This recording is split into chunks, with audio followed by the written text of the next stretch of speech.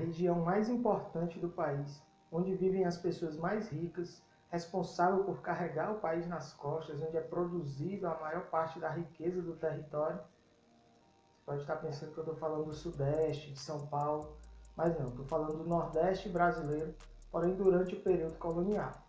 Essa aula de hoje é sobre a economia da cana-de-açúcar durante o período colonial. Você que ainda não é inscrito no nosso canal, clica nesse botão vermelho aqui embaixo de se inscrever. Ativa também o sininho, que sempre que a gente postar um vídeo novo, você vai receber uma notificação, certo? E quem ainda não está inscrito no nosso curso básico de História do Brasil, o link está aqui na descrição do vídeo.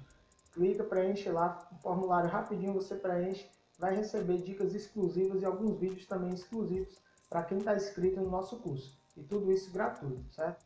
Agora papel e caneta na mão, bora para a aula.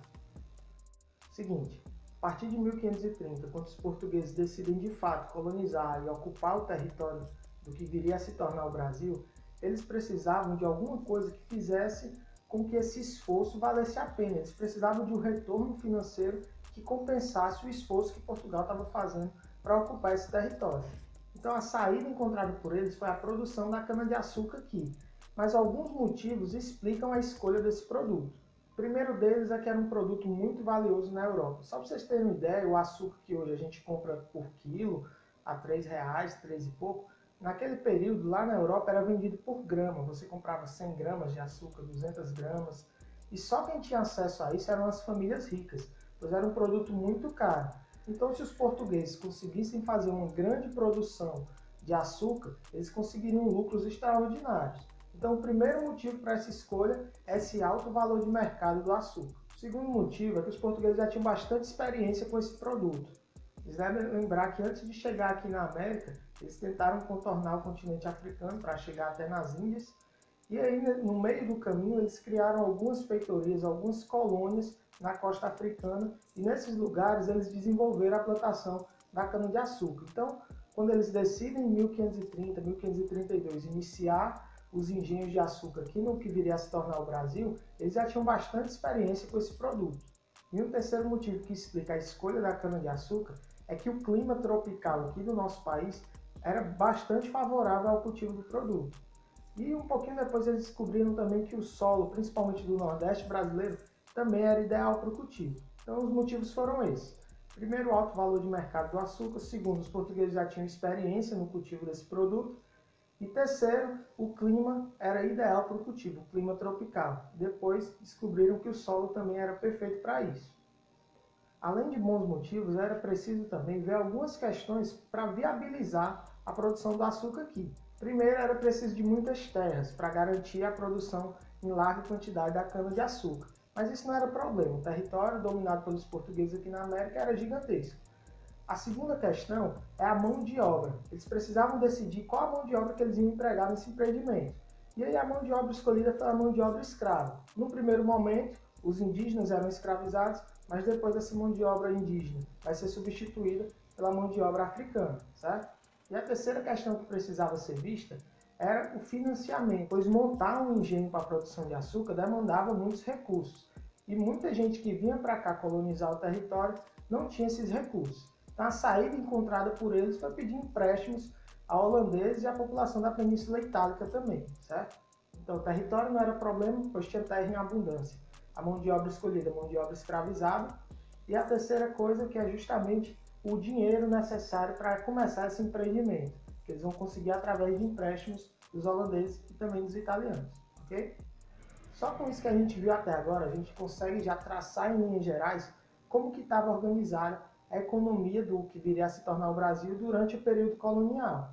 E ela se sustentava em cima de 4 bases. A primeira delas, o latifúndio, a grande propriedade de terra, certo? Então a produção da cana-de-açúcar aqui se sustentava em cima dessa base. Eram precisas grandes propriedades de terra na mão de uma pessoa, cada senhor de engenho, dono de uma enorme propriedade de terra, para fazer tudo isso funcionar.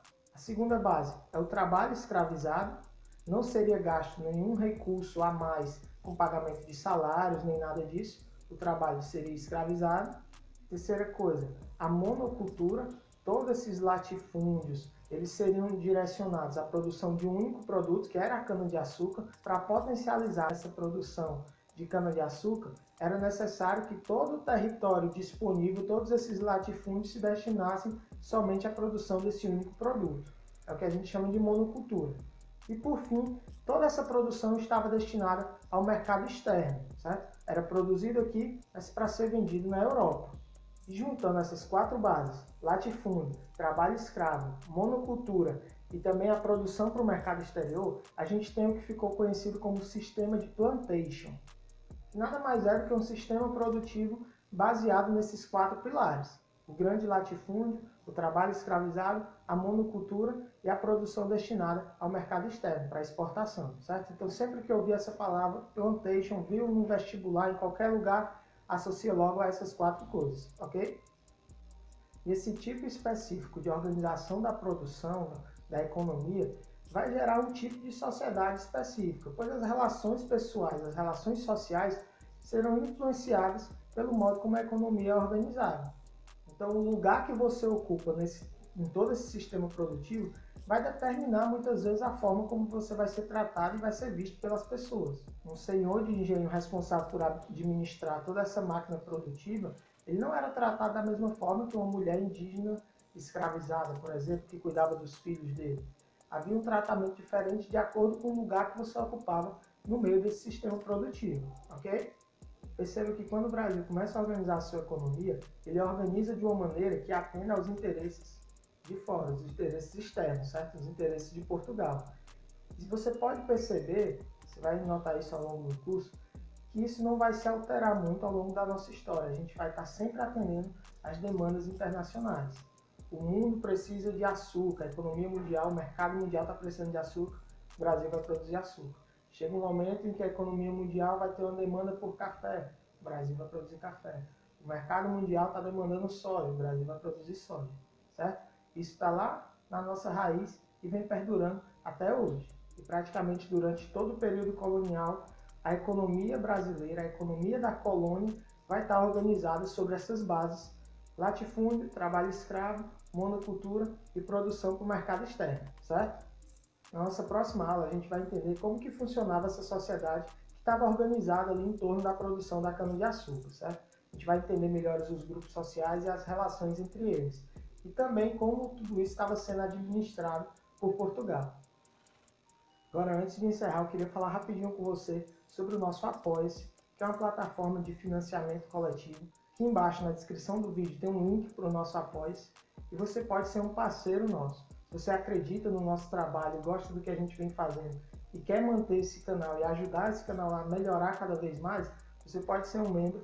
Aqui embaixo, clicando nesse link, você pode se associar e nos ajudar com quantias a partir de R$1. Você consegue contribuir todo mês. Pode parecer pouco, mas vai ajudar bastante na manutenção e na melhoria do nosso canal, certo? Todo o conteúdo produzido aqui vai continuar sendo gratuito, mas se você quer nos ajudar a ter uma câmera melhor, uma iluminação melhor, um equipamento de som melhor, entre no nosso Apoia-se, vai ser uma ajuda muito importante, certo? Além disso, não esqueça de se inscrever no nosso canal, de curtir esse vídeo e compartilhar nas suas redes sociais e indicar o nosso curso básico de História do Brasil para os seus amigos. As inscrições ainda estão abertas, o link está aqui na descrição. Espero que vocês tenham gostado dessa aula de hoje e um abraço.